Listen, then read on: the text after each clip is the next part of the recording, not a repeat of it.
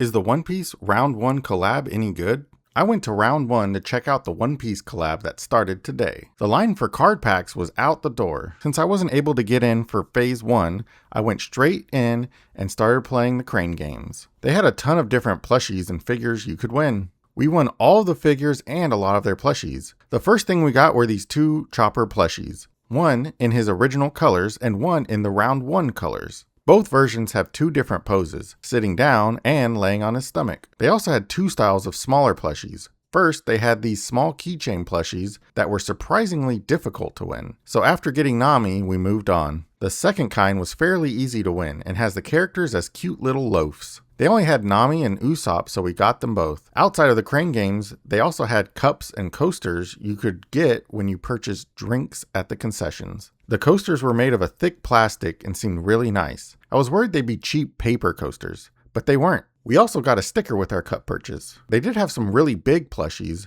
They were expensive to play and really hard to win. I tried a bunch to win this Nami, but had to give up. But the best prizes, in my opinion, were the figures. They had 4 available. The first was this phone holder Gear 5 Luffy. It's him bending up a bowling lane, which is a pretty creative way to design it. Then they had this figure of Luffy's head in Gear 5. It reminds me of that fight with Lucci when he tried to eat Lucci in his giant form. Now, this third one is my second favorite. It's Gear 5 Luffy holding a lightning bolt. The detail is really nice. My only issue is that when you're viewing this figure from its intended angle, you can't really see the lightning. And last is my favorite figure. It's Luffy with the Round 1 mug. This figure has an almost metallic paint and is really detailed. This perfectly captures Luffy celebrating after pulling off a big win. Let me know what you think of the collab and what items you think are the best. Stay tuned for next month when I get my chance to pick up those awesome looking promo cards.